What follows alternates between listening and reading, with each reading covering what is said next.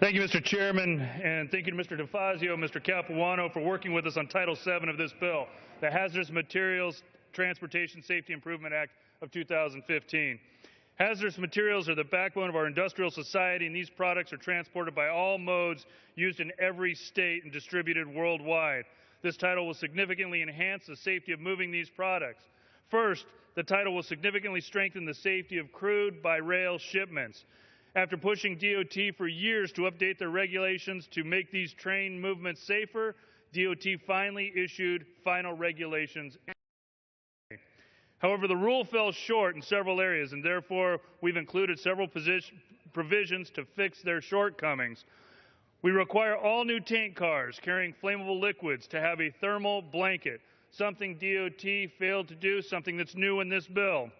We also require the railroads to create oil spill emergency response plans, similar to what pipeline operators are required to do.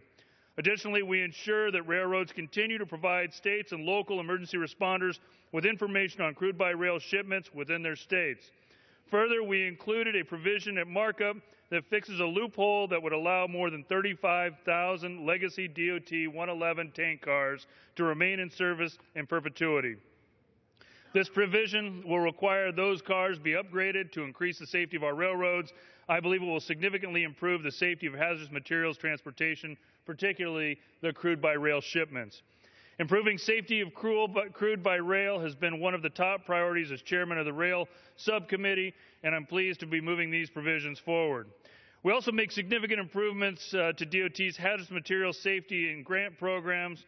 We streamline and speed up the special permits and approval process to give industry more certainty. We also reform an underutilized grant program to help states train more emergency responders and better plan for incidents. Separately, this bill includes reforms that I have long championed, and based on legislation I authored, the NEPA Reciprocity Act. Local governments and states with environmental laws equal to or more significant than NEPA will have the ability to complete one comprehensive environmental review.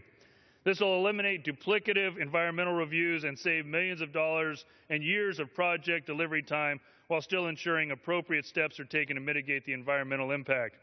This reform is bipartisan and supported by the National Association of And finally, amendment I offered in committee is included in this. It encourages the development of pollinator habitat along roadsides and in right-of-ways.